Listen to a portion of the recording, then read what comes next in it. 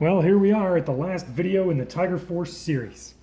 When I left you off last, you were cleaning up your shark mouths and your eyes, and you've clear coated everything, and now we're onto the sticker phase. And you may have noticed, but I've already started because I'm just so excited and I just can't hide it. So what I've done here is I've gathered together some pertinent stickers. I've already got a national insignia down here on the bottom that you can see, and I've put a Tiger Force emblem up on the front here on the glacis plate. There you go. I actually need more Tiger Force emblems. I ran out because I do a lot of Tiger Force stickers. And I placed some kill markings on the side of the turret here because that's pretty ubiquitous on a lot of vehicles, including Tiger Force.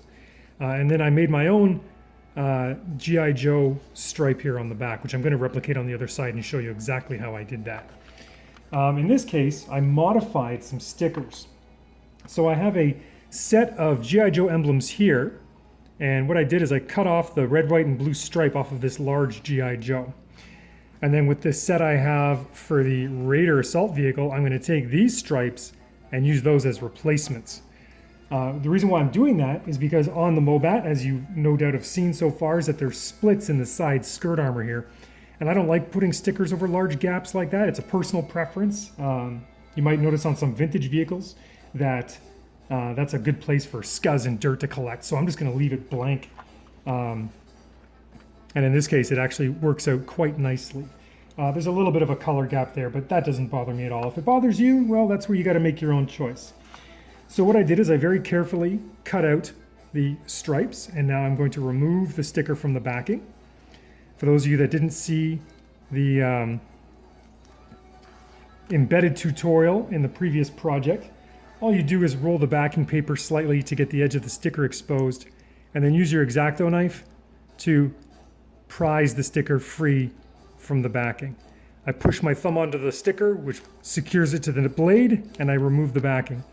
So now, with the proper angle on the knife, I have a G.I. Joe sticker with 0 fingerprints on it. This is a pro tip for those of you like me who have oily skin, because if you touch it, you'll leave fingerprints on it, and we want this looking as immaculate as possible. So all I'm going to do now is do the same thing I did with any sticker, is landmark it, make sure it fits. I'm just going to change the angle here. Let's see if that works for you. Yeah, that should be okay. And I'm making sure that the carrier film, the clear part behind the sticker, lines up with the top edge of that skirt armor. And we're okay, but doing this the reverse way, normally like the G.I. Joe would be facing the other way on the right hand side. It's gonna slowly pull away. There we go. In this case, I think it behooves us to actually switch the angle. So I'm not touching the sticker on the back, I'm touching it on the side. So I'm very lightly pinching it between my fingers here. And I'm just switching the knife around, so now the Joe's on the other side. So I'm gonna move the tank out a bit here. There we go. And while I'm landmarking it, I'm putting the edge of the carrier film against the top edge and the forward edge of this skirt gap here, so to speak. I think we're good right there. So now I got my finger anchoring the sticker, and I'm going to slowly peel the knife away and burnish the sticker, rub it down onto the hull. So we have G.I. Joe there. Now I'm going to do the same thing with the 2 stripes. Roll the paper to expose the edge. We're actually going to go from the other side. Everything's from the other side on this side. And we'll remove the sticker from the backing. Let's make sure we're good to go here. Yeah, red side's up. Never hurts to double check. The last thing you want is to put something on upside down. As you can see, I removed the sticker once from the backing.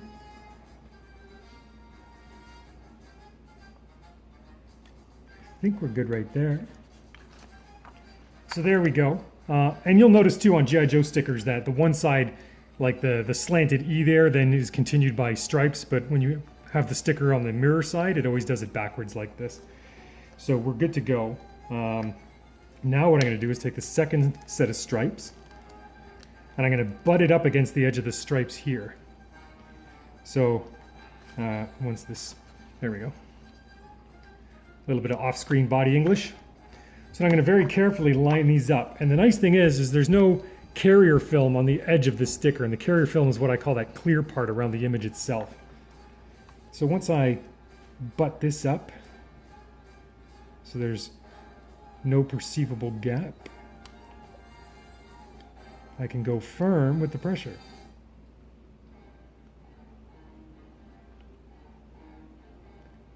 And it does take some patience, as you can tell, and a little bit of focus, hence the lack of dialogue.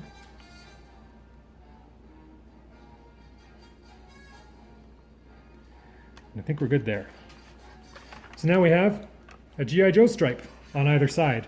And it's that nice Tiger Force style where it's got the black shadowing on it. This stuff's maybe a little bit thicker than the traditional Tiger Force stickers, but it certainly gets our point across. And now we're just going to shop around for a couple of extra stickers and see what we can do here, just to liven things up. I put the 2 stickers on the back of the Terrier. If you recall, we talked about that big gap of yellow. Well, those 2 stickers there are black, which puts that color there, which helps your eye go, okay, there's not a big yellow gap there. It's an art thing. Basically, it's just the way we perceive color and space and time and, you know, the universe. What else can we do here? I'm saving those 2 big maple leaves for something else besides we already have them back there. So what I'm going to say for now is we're going to call it, once I source some other stickers to liven things up a bit, I'll put some data stencils there, but I don't have many black ones right now. White would be okay, but the black would busy things up a bit and certainly balance it out. So why don't we call this one done? So there you have it. We have a Tiger Force Mobat. And I think overall, whether or not you agree with my final aesthetic choices, the process doesn't change. So if you wanted less stripes, more stripes, thinner, thicker, whatever, the process does not change. With the shark mouth we painted on here, we took it a few steps further and curved in the teeth. An aesthetic you may or may not like or wish to replicate, just be careful that you maintain the symmetry with the other side. It gets a little more difficult once you start going freehand, but it's worth the effort if you can pull it off. And keep in mind too that when you're doing this for the first time, the name of the game is patience. I even painted the IR searchlight in there black. The name of the game is patience, and be willing to accept errors. And that's not to say you're settling for something less or that you shouldn't strive to make it as good as you can. But if this is your first one especially, there's a learning curve. I'm still learning ways to do things, and I build models and stuff like that. So once we get into more advanced techniques, you'll see it kind of frees you up a bit. The quality of your customs will increase over time. And even if you decide to stick with the spray paint like we used on this example here, just practice like anything else, right? Practice makes perfect. So I think we're going to call it there. I'd like to thank you for joining me on this project, and I hope that yours turn out as well as or better than this did. If you have any questions, leave them in the comments below and I'll answer them as soon as I can. And join me on the next video when we start, yeah, you guessed it, Python Patrol. So thanks again for watching, like and subscribe, and we'll see you on the next one. And remember, have fun.